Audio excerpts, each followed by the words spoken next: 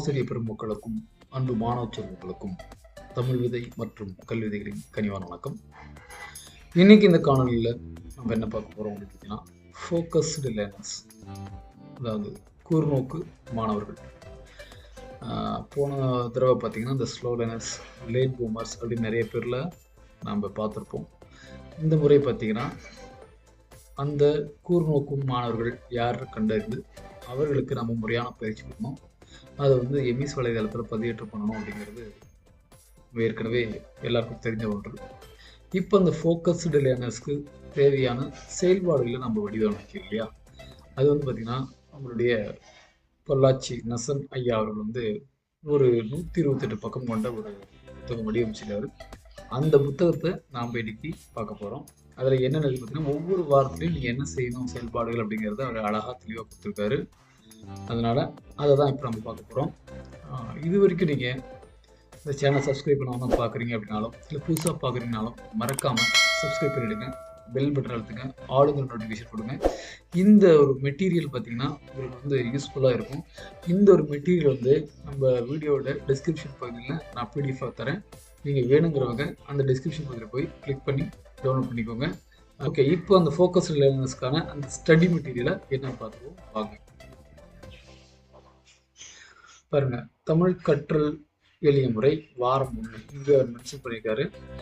என்னென்ன பண்ணணும் அப்படின்னு பாருங்க. நாள் ஒன்றுக்கு 2 எழுத்துக்களை கற்பிக்கணும்.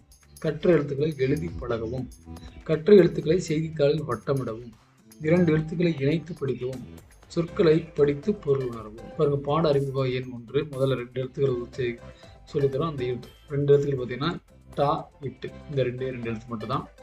இதை வந்து அவங்க வந்து வாசிக்கணும், அதை எழுதி பழகணும். பாருங்க, அழகாக எழுதவும், ஒழிக்கவும், பயிற்சி தரவும்.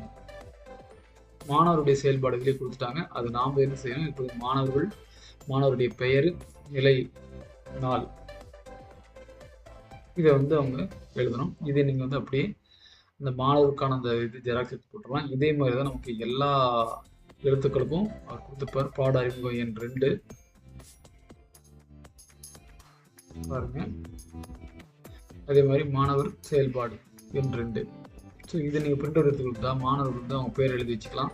மொத்தம் 128 பக்கங்கள் இருக்குது. கண்டிப்பாக இந்த ஒரு பிடிஎஃப் நமக்கு மிகவும் பயனுள்ள வகையில் இருக்கும் நான் நம்புகிறேன். நீங்களும் இதை வந்து டவுன்லோட் பண்ணி பயிற்சி பண்ணி பாருங்கள். மாணவர்கிட்ட கொடுத்து பாருங்கள். செய்தித்தாளை வட்டமிடுறதுல அவர் கொடுத்துருப்பார். செய்தித்தாளில் வட்டமிடுவதற்கு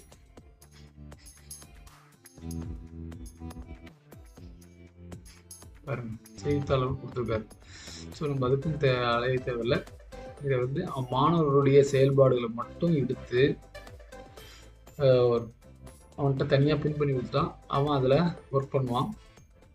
நமக்கான செயல்பாடு எடுத்து நம்ம தனியாக பின் எடுத்துன்னு பாருங்கள். அந்த மாணவ செயல்பாடுங்கிறது எல்லாமே நீங்கள் தனியாக எடுத்து வச்சுக்கோங்க. ஒவ்வொரு மாணவரும் தனியாக கொடுத்துடலாம். அதே மாதிரி பாட அறிமுகங்கிறதுல பார்த்தீங்கன்னா நாம் வந்து பின் எடுத்து வச்சுக்கலாம். இது மாதிரி நீங்கள் 128 பக்கமும் நம்ம எவ்வளோ நாள் சீக்கிரமாக பண்ண முடியுமோ அவ்வளோ வேகமாக சீக்கிரம் பண்ணிட்டா நீங்கள் ஒரு நாளைக்கு 2 எழுத்துக்களை 4 எழுத்துக்கள் நம்ம படைக்கலாம், தவறில்லை. மீள் பார்வை என்ன அப்படின்னா, வாரம் 4 ஒவ்வொரு 4வது வாரம் மீள் பார்வை கொடுத்துருக்காரு. கற்ற எழுத்துக்களை மறுபடியும் மீள் பார்வை செய்யறதுக்கு. ஸோ இது வகையில் இது வந்து ரொம்ப பயனுள்ள வகையில் இருக்கும் நான் நினைக்கிறேன். நீங்கள் வேணுங்கிறவங்க இதை டவுன்லோட் பண்ணிக்கோங்க, யூஸ் பண்ணிக்கோங்க. நம்ம சேனல் இது வரைக்கும் சப்ஸ்கிரைப் பண்ணாதவங்க சப்ஸ்கிரைப் பண்ணிக்கோங்க, பெல் பட்டன் எடுத்துக்கோங்க. இதோட பிடிஎஃப் வந்து நான் இப்போ டிஸ்கிரிப்ஷனில் கொடுத்துக்கிறேன். வேணுங்கிறவங்க டவுன்லோட் பண்ணிக்கோங்க. மீண்டும் மற்றொரு காணொலியில் சந்திக்கிறேன். அதுவரை உங்களிடம் உங்கள் தமிழ் விதை மற்றும் கல்வி வலைதளம். நன்றி, வணக்கம், வாழ்க வளமுடன்.